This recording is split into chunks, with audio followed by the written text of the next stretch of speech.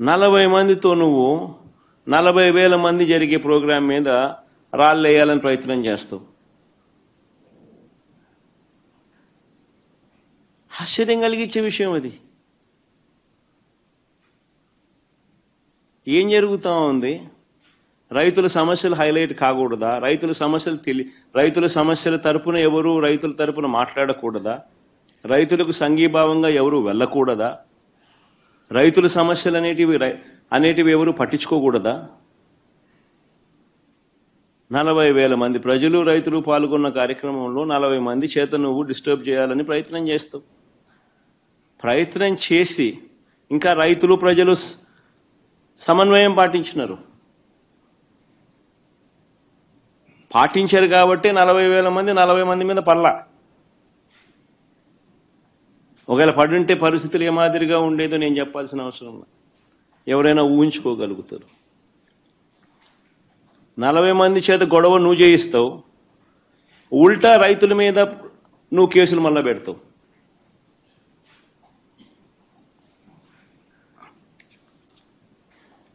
నేను అడుగుతా ఉన్నా చంద్రబాబు నాయుడు గారిని, ఎందుకింత భయపడతా ఉన్నావు? ఎందుకింత అసహనం అని అడుగుతా ఉన్నా చంద్రబాబు నాయుడు. ఈరోజు రాష్ట్రంలో ఏ పంటకు గిట్టుబాటు ధర రాని పరిస్థితిలో రైతు ఈరోజు వ్యవసాయం చేస్తూ ఉన్నాడు. వరి కొనుగోళ్లకు సంబంధించి రైతు 300 రూపాయలు తక్కువ రేటుకు ధాన్యం మొన్న అమ్ముకోవాల్సిన పరిస్థితి దళారులకు. చంద్రబాబు నాయుడు గారి పుణ్యాన వరి దగ్గర నుంచి మిరప, పత్తి, జొన్న, కందులు, మినుములు, పెసులు, మొక్కజొన్న, సజ్జలు, రాగులు, వేరుశెనగ, అరటి, చీని, కొక్కో, ఇప్పుడు పొగాకు, మామిడి కూడా, ప్రతి పంట కూడా ఏ పంటకు కనీస మద్దతు ధర రావడంలా. రైతులు అష్ట కష్టాలు పడతా ఉన్నారు. ఈ మధ్యకాలంలోనే పల్నాడు జిల్లాలో 2 ఆత్మహత్యలు పొగాకు రైతులకు సంబంధించి పల్నాడు కొండేపిలో జరిగితే 2 రోజుల కిందట పల్నాడులో కూడా చిలకలూరుపేట నియోజకవర్గంలో, వినుకొండ నియోజకవర్గంలో 3, చిలకలూరుపేటలో 2, వినుకొండలో 1, మరో 3 ఆత్మహత్యలు చేసుకున్న పరిస్థితులు.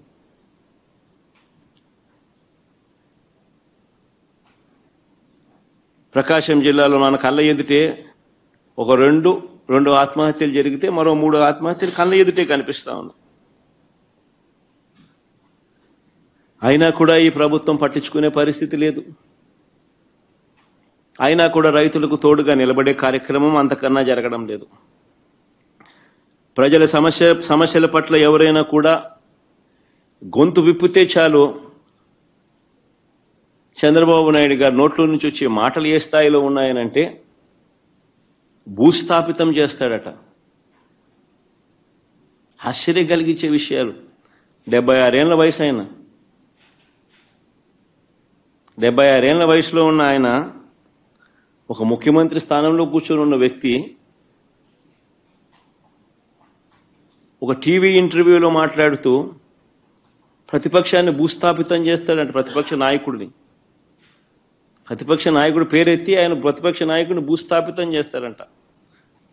ఆ ఎల్లో మీడియాకి సంబంధించిన ఓనర్, ఆ టీవీ ఓనర్ ఒకడు అడుగుతాడు, ఎప్పుడు భూస్థాపితం చేస్తామని. ఈయన అదిగో మొదలు పెట్టేశాను, చేస్తా ఉన్నాను, త్వరలోనే చేసేస్తాను ఈయన అంటాడు. ఆశ్చర్యం. 76 ఏళ్ల ముసలాయన.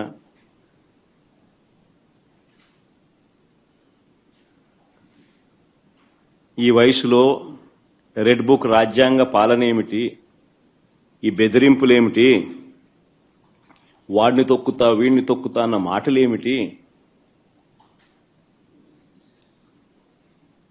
ప్రజలు ఏదో దేవుడు ప్రజలు దయదలిచి ఏదో అధికారం ఇచ్చారు. ఇచ్చిన అధికారంతో ప్రజలకు మంచి చేయడానికి పోయి, మంచి చేయాల్సింది పోయి, ఇచ్చిన హామీలను నెరవేర్చాల్సిన బాధ్యతను పక్కన పెట్టి అబద్ధాలతో మోసాలతో పరిపాలన చేస్తూ, వాటి గురించి ఎవరైనా ప్రశ్నిస్తే భూస్థాపితం చేస్తాను, అనే మాటలు మాట్లాడుతూ ఉన్నాడు ఈ వ్యక్తి.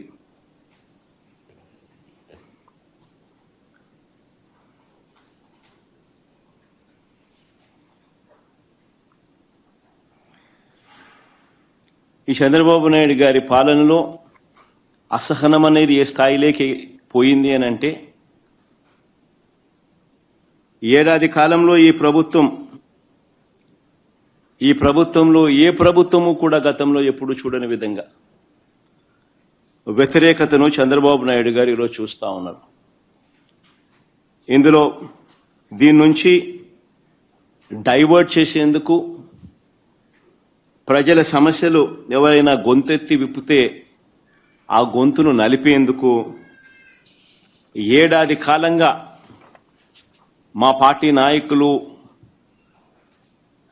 పార్టీ నాయకులపై చంద్రబాబు నాయుడు గారు పెడతా ఉన్న తప్పుడు కేసులు నిజంగా చూస్తే ఆశ్చర్యం కలిగిస్తాయి. ఎవరు గలం విప్పినా కూడా గలం విప్పకూడదు అనే ఉద్దేశంతో, విప్పనివ్వకూడదు అనే ఉద్దేశంతో తప్పుడు కేసులు పెడతా ఉన్నారు, టాపిక్లు డైవర్ట్ చేస్తూ ఉన్నారు. ఈ తప్పుడు కేసుల సాంప్రదాయాన్ని మరింతగా కొనసాగిస్తూ మొన్న కరెక్ట్గా నా ప్రోగ్రాంకు ముందు రోజున టాపిక్ డైవర్ట్ చేసేందుకు ఉపయోగపడుతుందనే ఉద్దేశం కూడా ఒక కారణం. రెండో కారణం,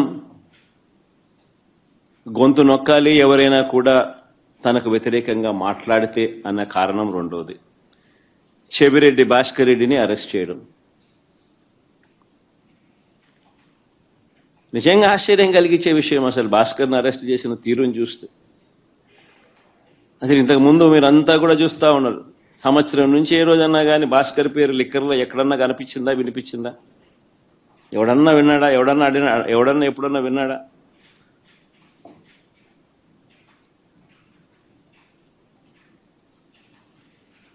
భాస్కర్ని ఇరికిచ్చేందుకోసం తప్పుడు సాక్ష్యాలను క్రియేట్ చేస్తూ ఉన్నారు.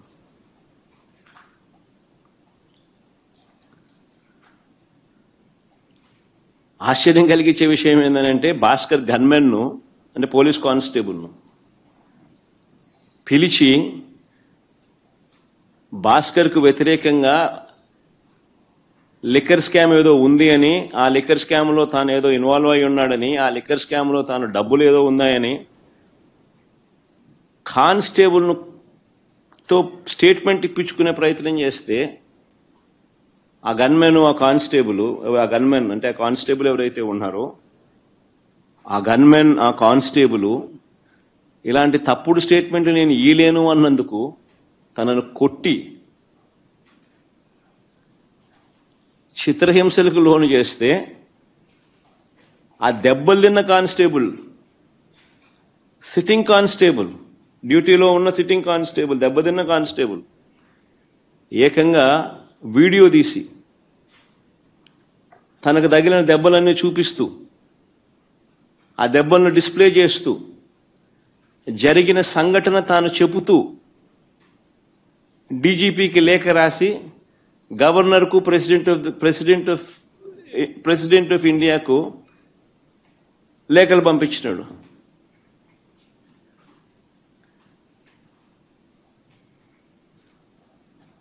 కోర్టులో కేసు వేసినాడు. నిన్న ఆ కేసు హియరింగ్ కూడా వచ్చింది.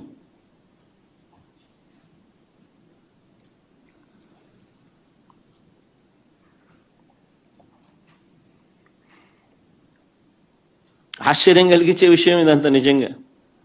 చెవిరెడ్డి భాస్కర్ రెడ్డి పేరు సంవత్సరంగా ఎప్పుడు చూస్తూ ఉన్నాం. ఏ రోజు కూడా కనీసం ఎప్పుడు దీంట్లోకి ఎప్పుడు ఎవరు ప్రస్తావించిన కూడా లేదు. గతంలో కూడా ఎప్పుడు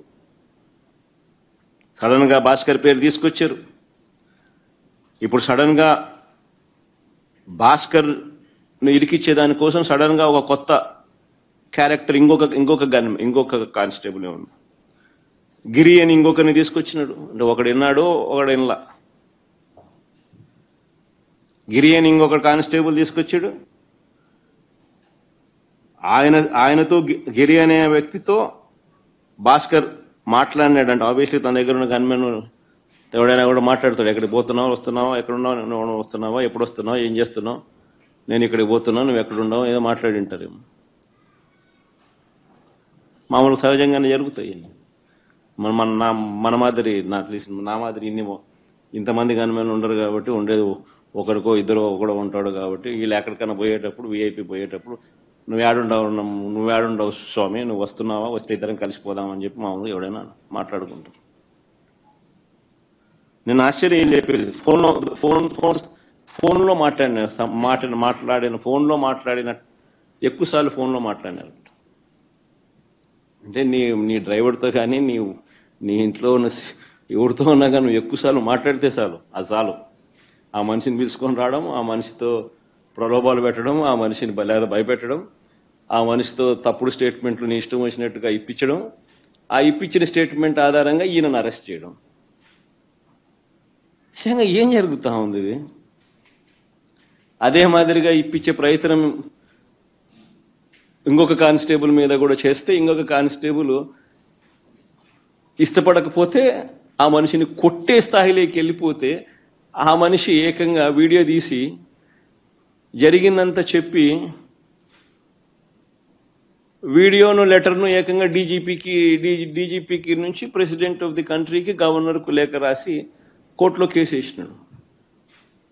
అంటే ఈ మాదిరిగా ఇరికియాలనుకుంటే ఎవరు తట్టుకోగలుగుతారు? ఎవరినైనా ఇరికిచ్చేసేయచ్చు.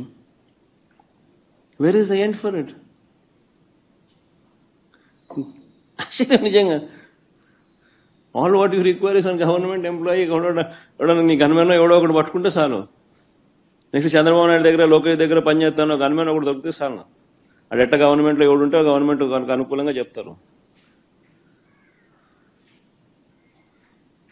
అంతే ఇంకా ఆ మనిషి ఈ మనిషి దగ్గర పనిచేస్తానంటే ఈ మనిషి ఆ మనిషి ముందు వ్యతిరేకంగా చెప్పేస్తాడు. ఆ మనిషి ఆటోమేటిక్లీ ఆ మనిషి మీద నీ ఇష్టం వచ్చిన ఆరోపణ చేసేయచ్చు, మనిషిని ఎత్తుకొని వచ్చి జైల్లో పెట్టేసేయచ్చు. ఏంది ఇది? నిజంగా భాస్కర్కి జరిగిన పరిస్థితిని కానీ, లేకపోతే ఈ లిక్కర్ కేసులో జరుగుతూ ఉన్న దర్యాప్తు ప్రక్రియ కానీ, ఇవన్నీ కూడా చూస్తే నిజంగా సామాన్యుడు ఎవడు బతకలేడు. ఎవిడెన్సెస్ అనేటివి నువ్వు క్రియేట్ చేస్తూ ఉన్నావు, మ్యానుఫ్యాక్చర్ చేస్తూ ఉన్నావు. ఈ మాదిరిగా తప్పుడు సాంప్రదాయానికి నువ్వు నాంది పలుకుతే రేపు పొద్దున వ్యవస్థ బతుకుతుందా? నక్సలిజం అనేది ఇట్లాంటి దానిలో నుంచి పుడుతుంది. సామాన్యుడి మీద ఇట్లాంటి ఎవడన్నా ప్రదర్శిస్తేనే నక్సలిజం అనేది పుడుతుంది. నిజంగా రాష్ట్రాన్ని బిహార్ చేయడంలో ఎంతకన్నా గొప్ప లీడరు, గొప్ప నాయకుడు చంద్రబాబు నాయుడు కన్నా గొప్ప నాయకుడు ఎవడు ఉండడు. చివరికి ఆశ్చర్యం ఏం తెలుసా? భాస్కర్ని ఎందుకు టార్గెట్ అని అంటే చంద్రగిరి చంద్రబాబు గారు సొంత కాన్స్టిట్యున్సీ.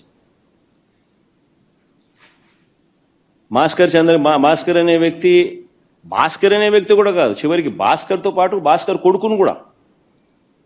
ఆ పిల్లోడు మొన్ననే పాపం చదువులు అయిపోయి చేసుకుని లండన్ నుంచి మొన్న వచ్చినాడు, చిన్నపిల్లోడు. ఆ పిల్లోని కూడా దీంట్లోకి ఇరికిచ్చేసినారు. అంటే చంద్రగిరి కాన్స్టిట్యున్సీలో క్లీన్ ఉండాలా, ఆయన సొంత కాన్స్టిట్యున్సీ కాబట్టి. ఏంది ఇది? నాకు అర్థం కాదు. సొంత కాన్స్టిట్యున్సీలో గెలవలేని వ్యక్తి ఇక్కడ 17,000తో ఓడిపోతే, చంద్రగిరిలో ప్రజలు తంతే చంద్రబాబు నాయుడిని 17,000తో ఓడిస్తే కుప్పం పోయినాడు. ఇప్పుడు ఆ చంద్రగిరి లాంటి చోట రాజకీయాలు చేయడం కోసం భాస్కర్ కొడుకును ఇటు వాళ్ళందరినీ ఎలిమినేట్ చేయాలని చెప్పి, తప్పించేయాలని చెప్పి. ఏంది ఇది రాజకీయాలు? ఈ తప్పుడు కేసుల పరంపరలో ఇప్పటికే పిన్నెల్లి రామకృష్ణారెడ్డిని Macherla 2009 MLA, 2012 MLA, 2014 MLA, 2019 MLA, 4 సార్లు ఎమ్మెల్యే. 2024లో మొన్న ఒకసారి ఓడిపోయినాడు. ఆ కాన్స్టిట్యున్సీలో ఆజమాయిషీ కోసం పిన్నెల్లి రామకృష్ణారెడ్డిని తప్పుడు కేసుల్లో ఇరికిచ్చే కార్యక్రమం నందిగాం సురేష్ను, ఎక్స్ ఎంపీ, దళితుడు,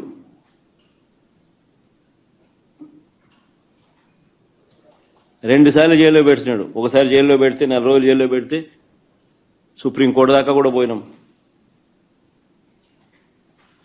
కింద మీద పడి ఎట్లనో తనను విడిపించుకొని వచ్చినాం. బెయిల్ తీసుకొస్తే మళ్ళా అరెస్ట్. ఇప్పుడు మళ్ళా దాదాపుగా 3 వారాల నుంచి జైల్లో ఉన్నాడు. సురేష్ భార్య, ఆవిడ మీద కూడా కేసులు. వల్లభనేని వంశీ దాదాపుగా 2 నెలలు దాటింది. ఒక కేసు అయిపోతానే మళ్ళీ ఇంకొక కేసు, ఒక కేసులో బెయిల్ వస్తూనే మళ్ళీ ఇంకొక కేసు. ఇప్పుడు 11 కేసులు అయినట్టున్నాయి. జోగి రమేష్ కొడుకును, కాకాని గోవర్ధన్ని, కృష్ణమోహనను, నా ఓఎస్డి పాపం, ఆయన చూస్తే కూడా అసలు ఎవడైనా కూడా జాలి అనిపిస్తుంది. ఆయన చూస్తే కూడా ఆయన ఆర్డీఓ పాపం. ధనంజయ రెడ్డి పాపం, ఆయనను చూస్తే కూడా బాధ అనిపిస్తుంది. వీళ్ళంతా మచ్చలేని ఆఫీసర్లు వీళ్ళంతా. రాజకేశ్వర రెడ్డి, బాలాజీ, గోవిందప్ప ఇలాంటి వారిని అరెస్ట్ చేసి జైలుకు పంపారు. మా ఎంపీ మిథున్ రెడ్డిని ఎప్పుడెప్పుడు అరెస్ట్ చేయాలని చెప్పి వెంటపడతా ఉన్నారు. మా పెద్దిరెడ్డి రామచంద్రారెడ్డిని, చంద్రబాబు నాయుడిని ఎప్పుడో కాలేజ్ టైంలో ఎప్పుడో కొట్టినాడంట ఆయన. ఆ కోపం ఇప్పటికి కూడా ఉంది. వాళ్ళ కొడుకుని అరెస్ట్ చేయాలంటాడు, వాళ్ళ నాయన్ని అరెస్ట్ చేయాలని అంటాడు.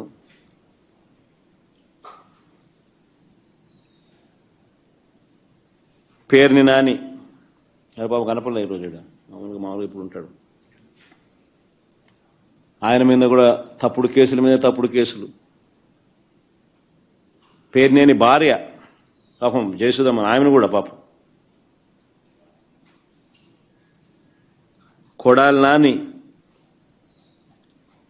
జోగి రమేష్, సజ్జల రామకృష్ణారెడ్డి కొడుకు, వైవి సుబ్బారెడ్డి కొడుకు, దేవనేని అవినాష్, తలసిల్ల రఘురాం, ఆర్కే అంబటి రాంబాబు, విడదల రజని, తాటిపర్తి చంద్రశేఖర్ దళిత ఎమ్మెల్యే, బూచేపల్లి శివప్రసాద్, ఉషా చరణ్ బీసీ మహిళా మంత్రి, తోపదుర్తి ప్రకాష్, గోరెంట్ల మాధవ్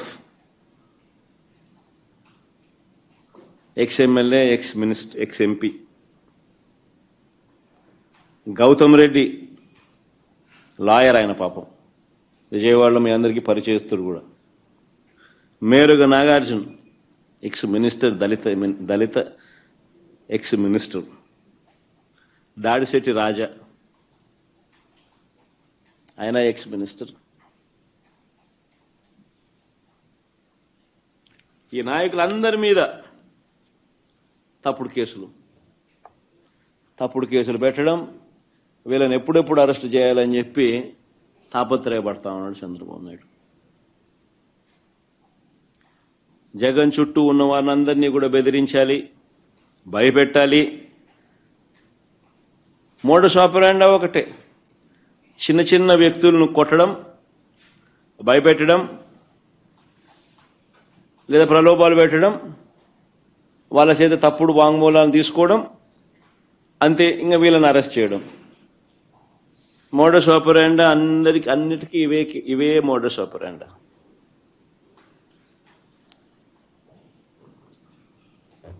అన్నిటికీ సేమ్ మోడస్ ఆపరాండి.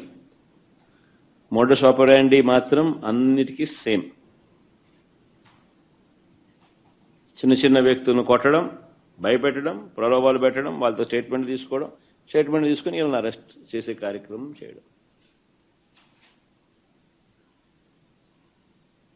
అన్ని తప్పుడు కేసులు, తప్పుడు ఆలోచనలు, తప్పుడు పనులు.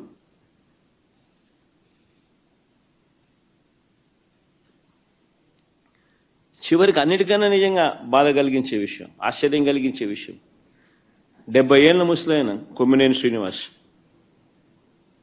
మీతో పాటు మీ తోటి విలేకరి, రెప్యూటెడ్ విలేకరి, సీనియర్ జర్నలిస్టు,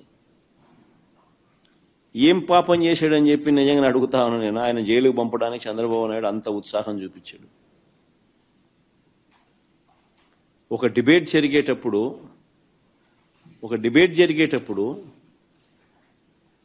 సహజంగానే కొంచెం అనుకూలంగా కొంతమంది మాట్లాడుతూ ఉంటారు, వ్యతిరేకంగా కొంతమంది మాట్లాడుతూ ఉంటారు. ఆ మాట్లాడే ప్యానలిస్ట్ మాట్లాడే మాటలకు యాంకర్కి ఏం సంబంధం? ఇది మినిమం లాజికల్ రీజనింగ్. అలాంటిది ఆయన తీసుకొచ్చినాడు, జైల్లో వేసినాడు. కోర్స్ ఆయన మీద చంద్రబాబు నాయుడు కోపం ఎక్కువే అనుకో. ఇంతకుముందు ఆయన ఉద్యోగం కూడా ఊడగొట్టే దాంట్లో కూడా చంద్రబాబు నాయుడు పాత్ర చాలా క్రియాశీలక పాత్ర పోషించినాడు. అంతటితో ఇంకా సంతోషపడలే ఉద్యోగం పీకినందుకు. అప్పట్లో ఆయన జీవితం నాశనం చేయాలా, ఆయన పరువును తీయాలా, ఆయన జైల్లో పెట్టాలా? ఇంత దిక్కుమాలిన ఆలోచనలు చూడు ఇవన్నీ.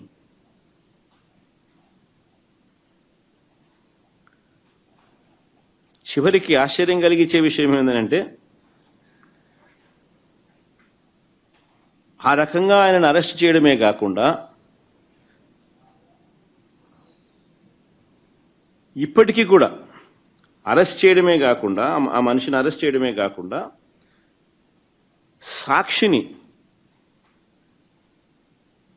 సాక్షి ఆస్తులను ధ్వంసం చేసే కార్యక్రమం ఆర్కెస్ట్రేటెడ్గా. ఒకసారి వీడియో క్లిప్పింగ్లో ఒకసారి చూడండి. ఒకసారి తెలుగుదేశం పార్టీ నాయకులు ప్రతి చోట ఎక్కడెక్కడైతే సాక్షి ఆస్తులను ఎక్కడెక్కడైతే వీళ్ళు టార్గెట్ చేసి ఆర్కెస్ట్రేటెడ్